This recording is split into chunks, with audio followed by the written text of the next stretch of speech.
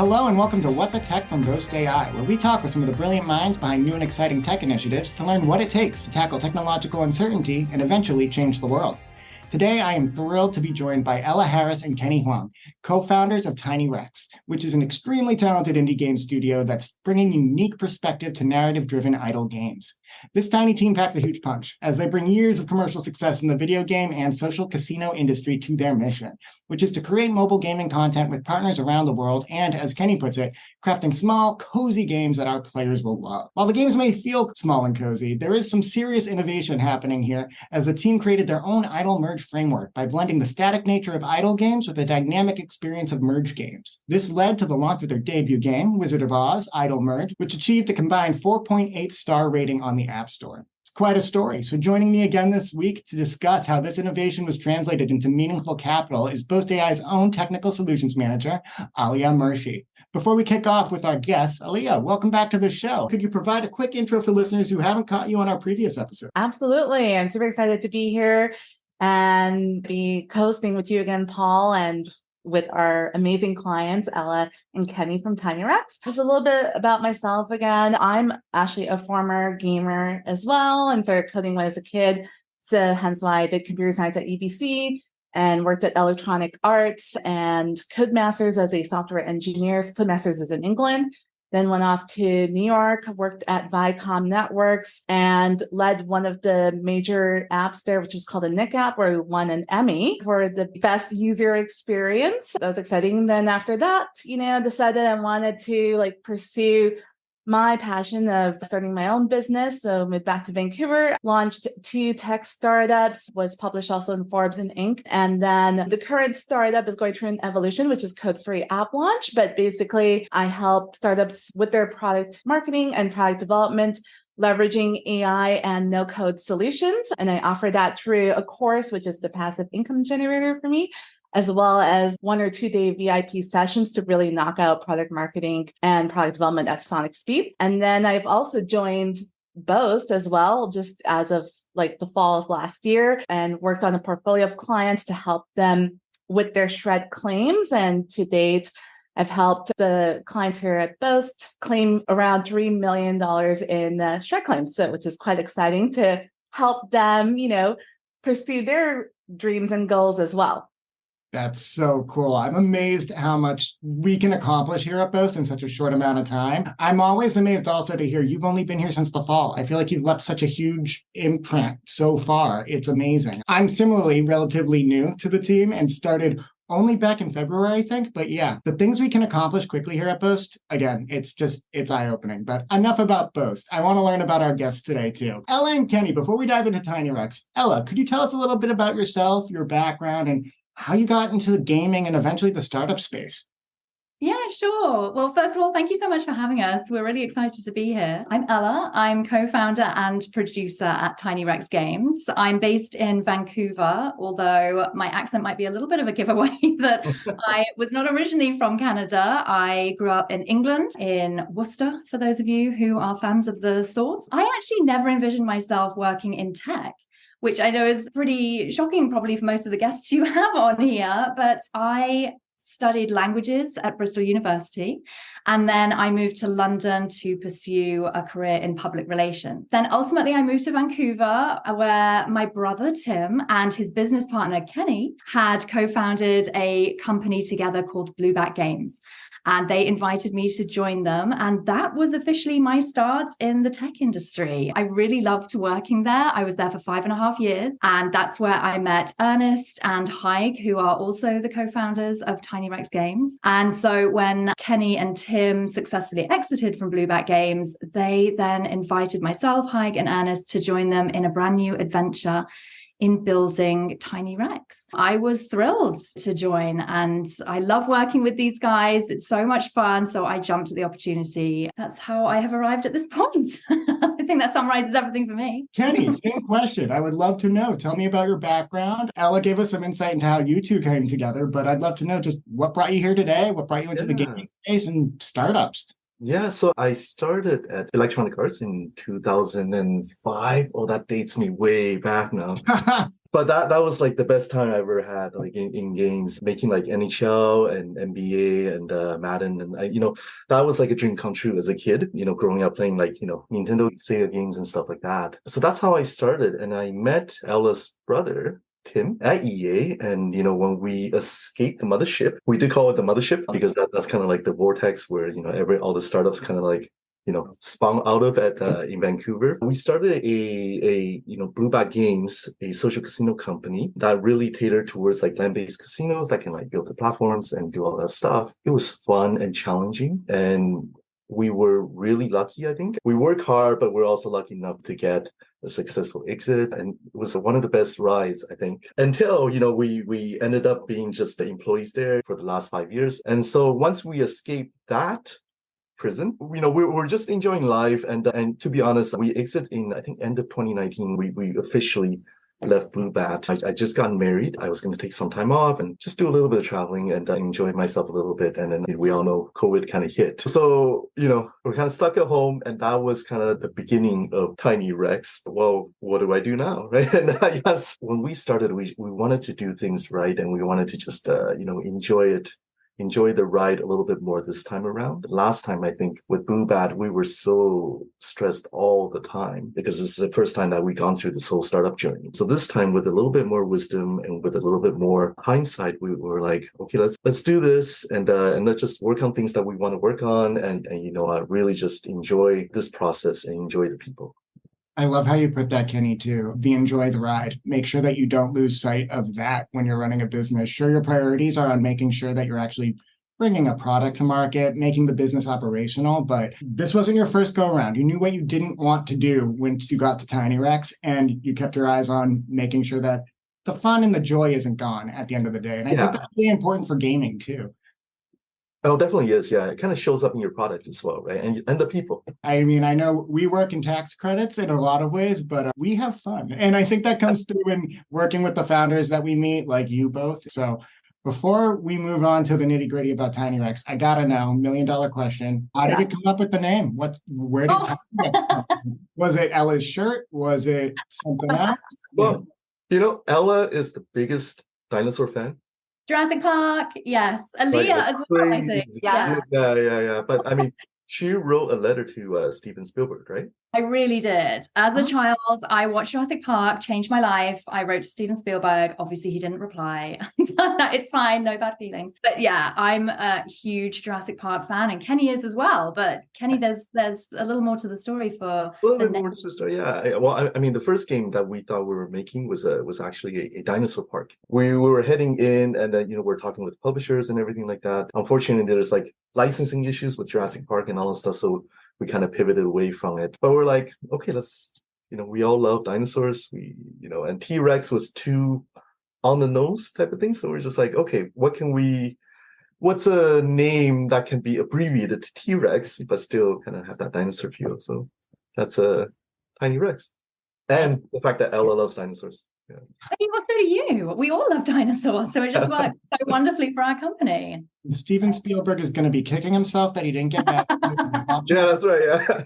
Years. Yeah, I love that. And also, I'm like, this might get corny, but I think it's a great fit for your brand too. Like, you guys aren't a huge behemoth, but you got the power of a T-Rex, so you're a TinyRex. That's my PR brain.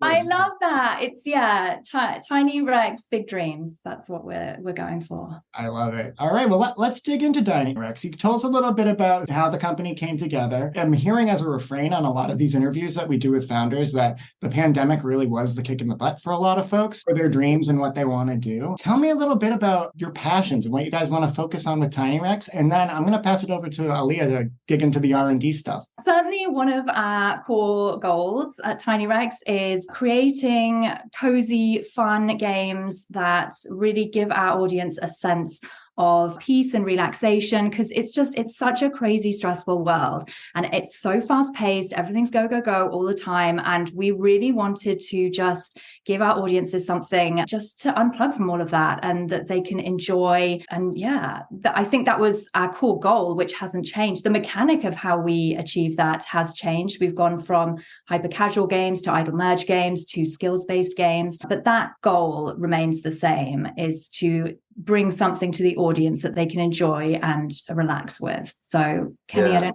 you want to speak more on that. Like Alice says, the cozy was a big component to it. And we wanted to make a game that, didn't involve the traditional like killing things. Yeah, because when you look at video games and the evolution and history of it, there's a lot of killing. When we were growing up, I must have destroyed thousands of digital lives around. That was the goal. The game itself didn't involve anything like that, and we wanted to bring that coziness feel, especially with an IP like Wizard of Oz, to the audience that does it justice and not have like that kind of violence associated with it. Even though I think in the movie the witch does die. We didn't focus on that though. We didn't focus on that. Yeah, and like Ella says, even with the current games that we're working on now, we wanted to bring that element in. So there isn't a we're not a traditional game company per se. We're not really going after this traditional demographic. Nice. Looks like you're trying to create more like a magical experience and positive experience. I also anecdotally, I live with a gamer. My partner, he does board games, he does computer games, he does every kind of game. I've kind of stayed out of it. I don't know why, but it stresses me out. Like he'll hop on Elden Ring and I'm just like, this is so many things coming at you that are scaring you. And I know that that's not even close to what Wizard of Oz is or what you guys have worked on in the past, but I'm a big baby. I want something cozy. I'm like, how is it stress release for you guys? So you need to play the TinyRex games. Yeah. About Wizard of Oz. I'm going to probably pass it over to Aaliyah to dig into this conversation, but I understand there's some very unique innovation that went into that. You had mentioned idle merge before, Ella and Kenny. I know that you had mentioned too just the mission of why you guys chose Wizard of Oz kind of being the one to kick off. Tell us a little bit about that unique innovation that went in there and the motivation beyond it. When we look at the different genres in mobile gaming and in gaming in general, like there's a lot of established genres and a lot of established game mechanics, right? So idle games have been in existence for the last 15 years, right? Started with the cow cooker and cookie cooker, and then same thing with the merge games, right? You can argue Match 3, Candy Crush is a merge game. Right? And then it came into like the Merge 2 type of games. There isn't a lot of new genres that are being created, but what we're seeing is there's a lot of mashup of some of the genres. And that's where a lot of the innovation does come from. It's like you might not necessarily be creating genres, but you're meshing a lot of these different mechanics that instead of idle just being about clicking and things growing larger, now it becomes just something that feeds into another mechanic, which is, adding that merge element to it. And when you take two genres and kind of like mash them together, it becomes an innovation in itself. We've seen another game that was tackling the idle merge. And I think at that time, we could only find one other game that was kind of doing this. So it really was the curve, maybe a little bit too much ahead of the curve. I think that's where a lot of our innovation comes from. Just to build on that. So I don't think people realize that in the gaming space, there is a lot of innovation going on, but I'd love to know what made blending an idle merge framework particularly challenging, if you can dive into that. I think, you are right. Traditionally, the video game industry has been the forefront of a lot of the technology pushes, right? Like whether you're talking about like NVIDIA, like with its chip, and because, Doom kind of pushed that to the boundaries, right? With the GPUs and all that stuff, right? And, we talk about like VR, AR, and all the things that they're talking about last year with the metaverse. I know that's not en vogue now, right? The video games have been pushing that and kind of inspired that whole Ready Player One kind of thing, right? Right now, it's the AI is kind of the hot topic, right? But, when we talk about AI per se, right? It's been in games since the very first game. Like Pawn has that AI to play tennis with you, right? So I do think, there is a lot of innovation in video games. It's just a bit more stealthy than the other industries, yeah. But I think some of the challenges with idle merge, when you take two genres and two mechanics and mash them together like that, is that a lot of the knowledge that we have in terms of currency, economy, balancing, and all that stuff doesn't quite work anymore. Because a lot of those, what you call loops, they work independently. As a genre idle, we know how that works. The progression gets to the end game and we can kind of like ascend and all that stuff. But that doesn't translate when you start merging into another mechanic like that. So that's a lot of what the innovation comes in. How do we still create something that's progresses well? And how do we create technology that can handle that kind of stuff? I'd love to also just, share with our audience, because not maybe everyone's familiar with idle gameplay and merge like mechanics. So I'd love to give you an opportunity just to explain that for the audience that might not be familiar with that? Yeah, so I think the best way to think about is there were some really popular games like Merge Town, these Merge 2 type of games where you're merging two houses and two houses become a bigger house, right? That progression, right? And that was really popular. And there was like a slew of games that kind of came out of that one game. If you combine that and then you add the idle element, which is that cookie cooker type of thing where you don't have to play interactively all the time and things kind of just like keep on progressing. So if you have that idle and feed it into that merge where you're earning stuff, maybe offline. So instead of houses, you're merging munchkins and they get a little bit more powerful and they do some of the work for you. They pave the yellow brick road and then you get a little bit farther and then you can like create houses and stuff like that. So I think that's the best way to describe it. Think, merge town now with an idle element. Yeah. Okay, great. Thanks for explaining that. Also, I think one of the innovative pieces that you developed was with this idle merge foundation is that it's customizable on assets. So could you, dive into that a little bit more? In games, Unity is kind of like kind of democratized a lot of stuff for game developers, especially for indie developers. But what we find is the more you want to be more efficient in terms of creating content and all that stuff, right? The more you actually want to be specific rather than the generalized type of tools. Unity is catering to every developer left and right, and like they're the world's most used game engine, right? But it's not the most used for this very specific thing. Right. So what we did was, we built a complete level editor that was just strictly for idle merge that can handle all the different mechanics inside of it on top of Unity. So it became a tool within a tool itself. And that allowed us to create content and also handle some of the challenging rules that these type of mechanics bring in a very, very efficient way. Yeah, no, I know. Anybody thinks about game engines, it's like always Unity, but it's like, now I'm glad. Yeah, you've made a mark here for idle merge. Yeah, Unity can handle every type of game. They're designed to handle every type of game, right? Yeah. So you're going for more like the niche type of game. Yeah, we know we're creating this type of niche. So, we just wanted to create technology around this niche.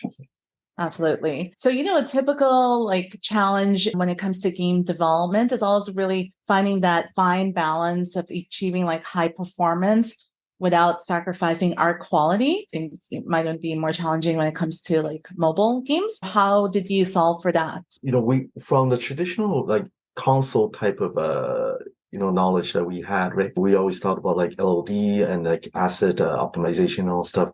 I think mobile, the trick and the challenging thing was that, on some of the devices, we actually started overheating. People would play these devices and it would actually get really hot. And so we actually had to really reduce some of the assets without sacrificing on the more high-end ones. We basically modified some of the algorithms that used in the console side of things and used that on the mobile side and just kind of optimize it on the fly in real time to be able to, before they load, kind of select the different assets and do it that way.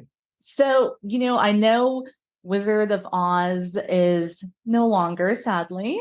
On ice. You never know what might happen. Oh, maybe it'll reemerge. Maybe it'll reemerge, So Dancing over the rainbow. yes, exactly. But we'd love to know just what are some of the, current exciting games that are already out there and that you're working on, if you can share the new stuff or at least the current stuff. Yeah, so we do have a big project that's kind of in stealth right now that we're very, very excited.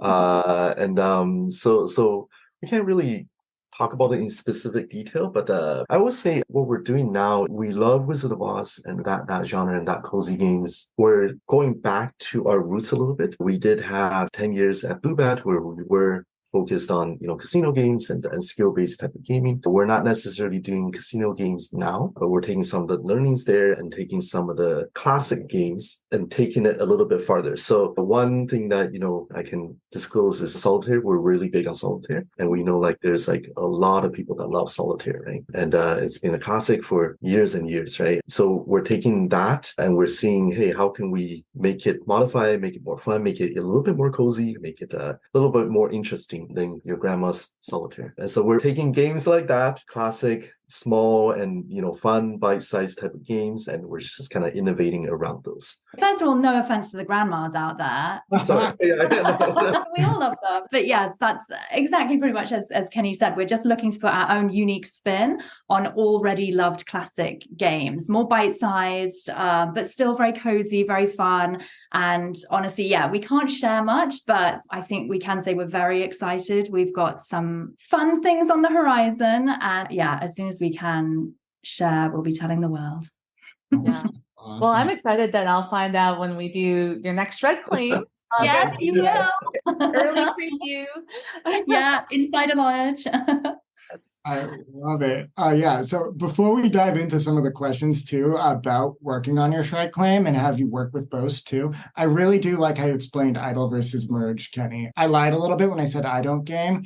I've been playing SimCity 3000 at least like once, if not 5 times a week for the past like 20 years. It's my relaxation. I haven't even upgraded to SimCity 4, which came out when I was in middle school, I think. I really just liked the gameplay of just like laying it down, letting it grow, having it passively just like build in the background. It's where I find my relaxation. I think it made me understand where I'm more of the idle personality, whereas my partner is very much more of the merge one. So that was a really cool distinction, and I really appreciate you kind of making that for me. I think that'll be like the new pickup line. Are you like an idler or merger? Certainly a new one. Yeah. I love it. So I planted the seeds for this, but I'd love to hear, guys. Tell us about your experience with Shred. You've talked a lot about the innovation that you've done. I know you partner with us. You partner directly with Aaliyah here on the call. What has your experience been like? I guess let's start with how Boast came on your radar, or how Shred came on your radar in the first place. Well, I'm very familiar with IDMTC. That's something that I've put together every year for like 5 years at Bluebats. And so I then carried that forward here at TinyRex Games. And I find that process relatively simple. You know, there are a couple of schedules, tick some boxes, do the supporting documents. That's manageable. Shred is a whole different beast. And certainly when I looked at it, I was like, no, this is something I am not going to be able to do solo. And so honestly, I believe it was Tim and Kenny who sought out Boast in particular. But certainly from my knowledge, you guys have rave reviews. We knew that the likelihood of us having an audit was much lower if we went with a reputable company such as Boast. And Aaliyah, you have been an absolute superstar for us. Your guidance through the whole process was invaluable. We would have been lost without you. So I think the key is that Shred wants you to summarize your technical challenges in such a short, succinct way. And technical challenges are huge. There's like, what was the challenge? What did you try to resolve it? Did it work? What did you learn? You can write essays on that. So then the skills that Aaliyah bought, like, bless her, we just sent her an Excel spreadsheet full of everything. And then Aaliyah went in and picked out all of the most important parts and then wove them together to that little summary that the CRA is looking for, and also in the language that the CRA is looking for, because it's very specific. Yeah, I think it was just the process was so much easier. As you guys know, as a startup company, our time is very valuable to us. We're spread thin. We wear multiple hats. I can't even imagine how much time it would have taken to try and face Shred on our own. So we just really appreciate the amount of time you guys spent on summarizing our claims, which freed us up to continue working on all of the key items in our company. We can't thank you enough. Thank you so much. That warms my heart. That's why I love working with you guys. And I will say, Boast has a really good reputation locally in Vancouver. We already knew Boast before signing up. That's so great to hear. And like Aaliyah was saying too, so many people on our teams know firsthand the founder struggle. We're largely a collection of founders. I'm kind of one of the outliers here in that conversation, but I think that's why we can, again, take those spreadsheets, just pass them over to our team. We've been in the weeds before. We know what the CRA is looking for. And it's so, so gratifying to hear that we can get you real money. I'd love to know, are there specific challenges besides just kind of handling the boatload of work and the beast that Shred can be, that Boast kind of helped you guys tackle that you wouldn't have been able to do at all had we not been there? Oh, well, I think certainly we experienced personally ourselves the FTCAS. That was something we were unfamiliar with. It's just as a first-time claimer, it's like a mini audit. It's like a 2-hour presentation from the CRA. They present what they do, then we present our claim, and then it's just discussing it, debating it. And that was certainly something that was very unique for us. And we really appreciated Aaliyah was present and Aaliyah's colleague, Matt. They both really helped us in guiding us as to what's going to be expected of that meeting. And then also they were present during the meeting throughout. So that just gave us huge peace of mind and we felt very supported. Yeah, I just want to mention, this is just something that we offer at Bose, where a lot of companies, will just kind of let their clients tackle that on their own, or they charge extra, but we're there for our clients to help them from beginning to end to make sure they get their Shrek credits that they deserve. That's another reason why I love working at Bose, because I love helping founders and amazing people like Ella and Kenny with their innovation and getting that money to help them out. You deserve it. It's money that you earned. Canada wants to be in the business of helping companies like TinyRex, and you earned that money. So let's not leave it on the table. And I'm glad that you have a fighter like Aaliyah in your corner to help get it in your pockets. That's awesome. Yeah, we're glad too. Thank you, Aaliyah.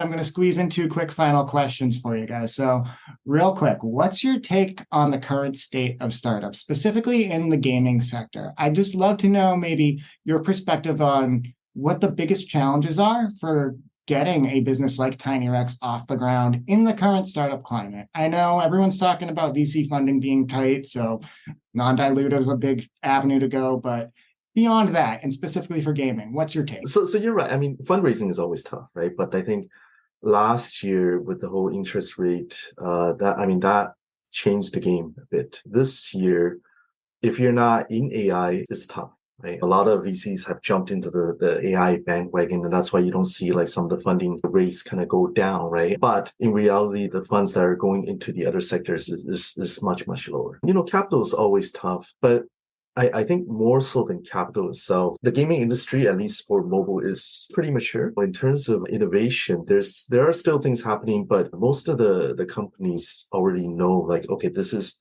whether or not this is going to work and all this stuff. So what the challenge really comes to is user acquisition side of things. People have been paying a lot, to bring users into the game, and that number is just going up and up. So it is challenging, but I will say, people love games, right? So we're in this because we love games. So I think it's like, it will never die. It will always be in existence because as humans, we just love to play. There's always going to be games that people just fall in love with. Yeah, it's for that escapism from the stress of daily life. Yeah. All right. So now, final question. I know you guys talked about the stealth projects that you got going on, and I know that Wizard of Oz is on ice for the time being, but not gone forever. What's next for TinyRex? What can we look forward to over the next 12 months? What's your next year look like? It's a big question, I know, but any details you can share so that we can know what to ask you when we regroup again in 12 months? I feel like the past year has been, as Kenny puts it, stealth mode. And also it's been a lot about survival. So I think we're just on the precipice of something very exciting. So for me personally, keeping it as vague as possible. This year, survive. Next year, thrive. I really feel like we've got a bright future ahead, and I'm just super excited to see where TinyRex goes in the next year. Kenny, I don't know if you want to add to that. No, I think that was perfect. And thank you, listeners, for joining us. Please subscribe to What the Tech from Bose AI, wherever you get your podcasts.